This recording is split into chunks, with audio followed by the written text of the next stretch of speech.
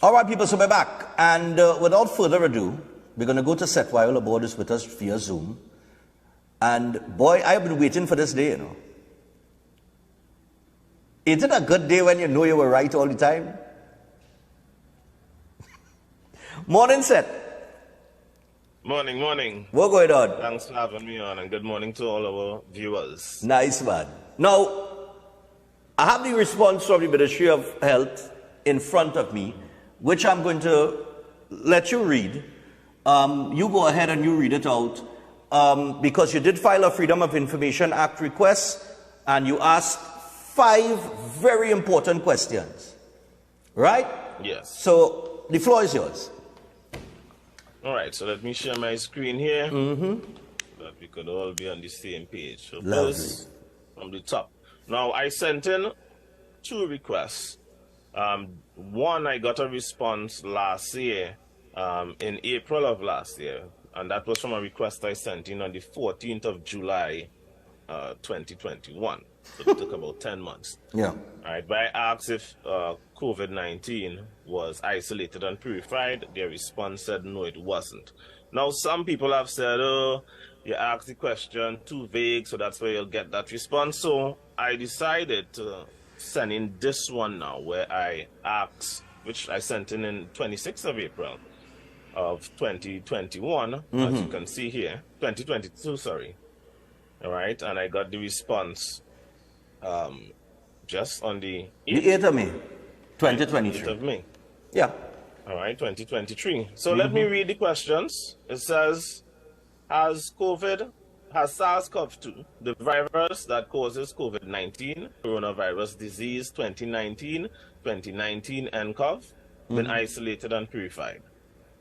Has SARS-CoV-2, the virus that causes COVID-19, coronavirus disease 2019 nCoV, been isolated and purified using Koch's postulates? Now hold on, stick up in right here. Stick up in right here. Yeah. Just explain to the audience what is Koch's postulates.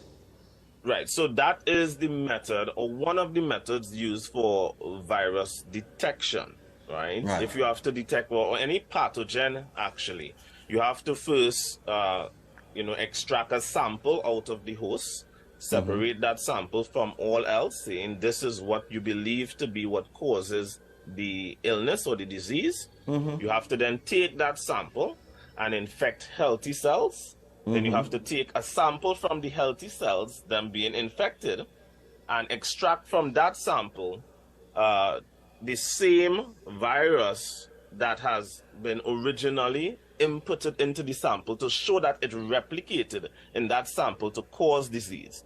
And then you compare those 2 samples and make sure they are identical. Right. Right? That's how you know that there's a existing pathogen. Right? You have the Rivers postulate as well, which is very similar, almost the same thing. Okay. All right? So I asked those questions. They say, no, well, we will But see we'll the get to results here. that. Go down to 3 now. I just wanted to explain to people what that process is, because I'm going to make a point. Go ahead. All right, so the 3rd question, provide documentation describing how the genetic sequencing of SARS-CoV-2, the virus that causes COVID-19, was established and used to calibrate the PCR test, polymerase chain reaction test. Right. 4, provide documentation describing and or elucidating the significance of higher cycle thresholds versus lower cycle thresholds when conducting diagnostic testing using the PCR test for SARS-CoV-2. 5, describe and or demonstrate SARS-CoV-2 asymptomatic infection and transmission in the absence of clinical evidence suggesting disease, that is, symptoms of disease. Okay. Their response: in this regard, the information with request to the Freedom of Information application, the Ministry of Health is not in possession of the information requested. Okay. So in other words, our government does not have any information on even the existence of COVID-19. None. They have no information on even the testing method or the accuracy of the testing method via PCR tests on COVID-19. They literally have absolutely nothing on COVID-19. And they shut down but the entire country. We got to call it, they have absolutely COVID-19, because COVID-19 and nothing is the same thing. It's the same thing. It's the same thing. So they shut down people's businesses. They bullied and tortured, and I'm using that word, they bullied and tortured the citizens of this country. They took away your rights, your constitutional rights, your civil rights, all of your rights. They trampled upon it. They insult you. They segregated you from your own family, from your peers, from your co-workers, discriminated against you via vaccine status, and they have absolutely no evidence on the existence of this thing that they shut you down for. Now, keep in mind, because I like to share other stuff, right? Because I like people to not just say, oh, well, maybe he could be a little off with what he's saying. A lot of people in this country are not aware of when it comes to data, right? Now, I want to show something here. This is how much people have died from 2020 to present from COVID. 4,390. Well, supposedly. 4,003, supposedly, yeah. right? Yeah, go ahead. Supposedly. In 2019, our total all-cause mortality. Wait, Seth. Before you even go further, before you go to 2019, I want them to make sure they understand that out of 191,496 cases, 187,078 people recovered. Recovered, correct. And you had 4,390 deaths out of 191,496 cases. Because one of the things that I was saying when we started the question, we said, but why are you locking down the entire world based on a virus with a 1% mortality rate? Right? And it's actually less than that. And it's actually less than that, if you look at it globally. Right? But however, we had the highest deaths per million population. But nevertheless, let's go on. Yeah, so 2019, we had 12,000 deaths in total, all-cause mortality from accidents, crime, communicable diseases, non-communicable diseases, right? But out of those 12,000 deaths, non-communicable diseases in 2019, this is long before COVID, right, was 66% of that 12,000 deaths, which is approximately 8,000. About 8,000, yeah. Deaths. So about 8,000 people died from non-communicable diseases in 2019 alone. So Stefan, I'm going to share my screen again and show something else, because remember, when I send in requests, I didn't just send in for this particular question alone. I also got from the government, I asked for their influenza data.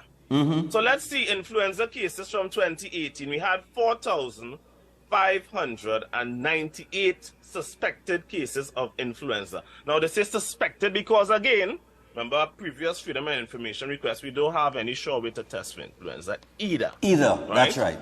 And we had 7 deaths that year of suspected influenza cases. 2019, 3,854 cases of suspected influenza cases, right? And 44 deaths of suspected influenza deaths in 2019. But all of a sudden, it drastically dropped. In 2020, influenza just decided to go on vacation, right? So I guess they were short-staffed. So because they were short-staffed, we only had 854 cases of influenza in 2020. And then in 2021, some of the staff, I guess, it almost disappeared. They probably will follow. They will probably follow. Like in 2021, they was working Petrotrin because it shut down. So it only had 115. Shut down. So influenza just shut down to 115 cases. 115. What I am saying is what we did. We simply started to reclassify cases. That's and all. call everything COVID. Now I ain't done yet, because I want to show something else. Go ahead. Right? I want to go back here because I want us to see. And I want people to understand, if the maths in, something wrong somewhere. Go ahead. Right? I want us to see some more stuff. because this here is from the diagnostic panel from the PCR testing. Right? Because that was the other thing that was in question, the accuracy of those tests. So go ahead. Right. So this is from the CDC. Let me jump up so people see what it is. Right? CDC 2019 novel coronavirus 2019 nCoV real-time RT-PCR diagnostic panel for emergency use only. This is from the CDC. Right? So you jump down to page 44. We go back up to page 44 and let's see performance characteristic. So they said limit of detection. Limit of detection studies determine the lowest detectable concentration of 2019 nCoV at which approximately 95% of all true positive replicates test positive. The limit of detection was determined by limiting dilution studies using characterized samples. Here the punchline coming just now. The analytical sensitivity of the RT-PCR assays contained in the CDC's 2019 novel coronavirus 2019 nCoV real-time RT-PCR diagnostic panel were determined in limit of detection studies. This is the important line here. Since no quantified virus isolates of the 2019 nCoV were available for CDC use at the time the test was developed and the study conducted, assays assigned for detection of the 2019 nCoV RNA were tested with characterized stock of in vitro transcribed full-length RNA, which they have in bracket here. This is where they purchased the genetic material that they calibrated the PCR tests from, which had nothing to do with which had nothing to do with the virus itself, because they never isolated it. They never isolated the virus. So therefore, the PCR test was created from a genetic sequence purchased from a gene bank. Had nothing to do with the actual virus. What it goes on to say, it says here, to mimic clinical specimens. So they purchased a genetic material from a gene bank to mimic the symptoms that people in the hospital were having. And that is what they calibrated the PCR test. Now, for those that might say, that ain't songing right, let me pull up something from the Lancet. The Lancet, the third leading medical journal in the world, what does it say? The Lancet Respiratory Medicine, role of exosomes in false positive COVID-19 PCR tests. Let's read. It says, we explain why a very large fraction of PCR tests are registering false positive due to a lack of specificity in vivo caused by exosomes that are not present in the specifications from tests in vitro. We discussed the fallout effects caused in false positive tests, not least artificial post-original pandemic peaks. I want to jump down to what the actual paper says and jump to the findings here. It says, we find that the PCR testing data for the second and following waves of COVID-19 pandemic indicate that these waves are mainly artifacts of false positive results. We find that this interpretation provides a more consistent explanation of the known epidemiology of COVID-19 than the hitherto consensus notion of extremely contagious and rapidly mutating viruses. Yeah.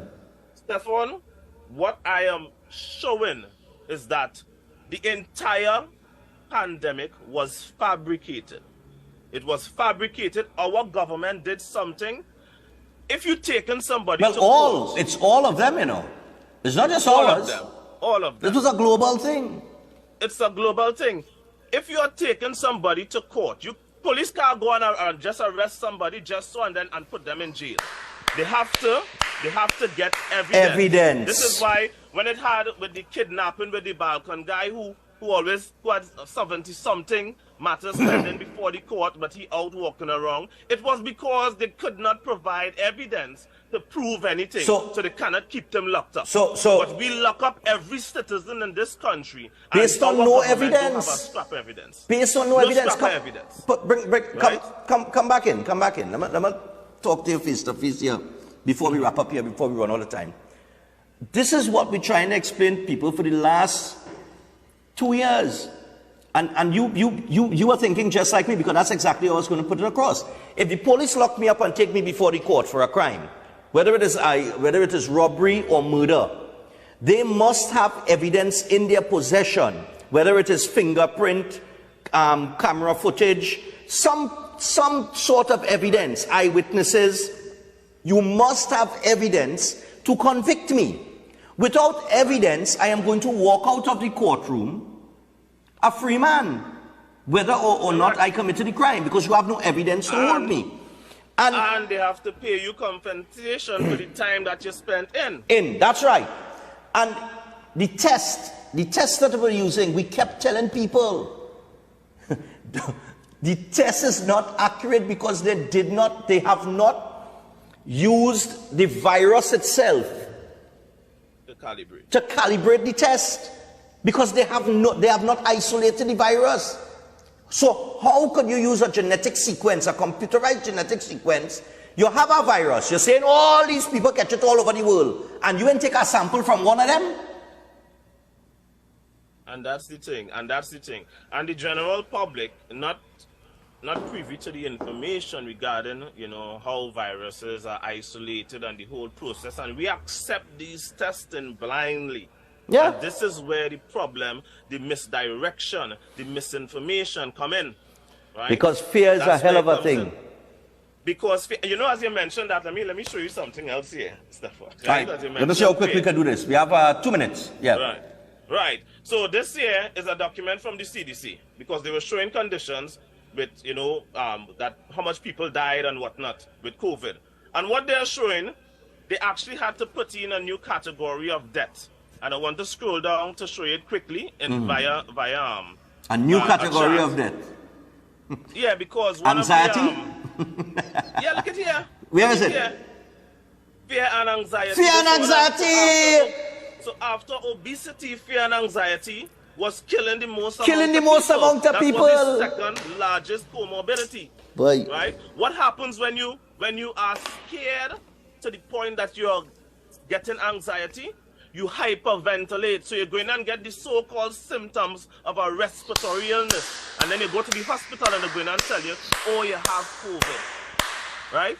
Oh, you have COVID using a test you're not breathing good. You ain't have enough oxygen, right? Well, Seth, and people don't know that. Seth, we out of time, but my brother, thank you. I'm glad that you got the response, and you see the biggest problem now is that people will move on, because that's how it goes. They do this to you, and then they toss all the little things like carnival and everything, and you go and you free up yourself, and you're lineman again, and you're out, and you're just glad to have your freedom back, and everybody forget what they did over the 2-year period. But we will not forget. But I'll thank you this morning, man. People know me for my memory. I not forget it. We will talk again next week, my brother. Out of time. All right, thanks for having me. Yeah, man. No problem. See? No birthdays, director? All right, so I just got to wrap up. But in wrapping up, I want to let you know, of every television show, of every talk show, of every host in Trinidad and Tobago that sat here during that 2-year period, I am the only one. And I tell management that, I say I go put my career on this, I know I'm going to take a big chance, But based on everything that I'm reading and everything that I'm seeing, this thing I'm going to challenge it. So I want to thank management for giving me the opportunity to be me, speaking my mind, and trying to stand up for the truth. And for those of you who follow this program and you've followed it religiously, and for those of you who followed us during the coverage of the pandemic, there is no denying that it have no misinformation that you got here. Although we were taken down, we were blocked, we were abused by social media networks, because we were challenging it. But we were here, giving it the whole truth and nothing but the truth. So help us God.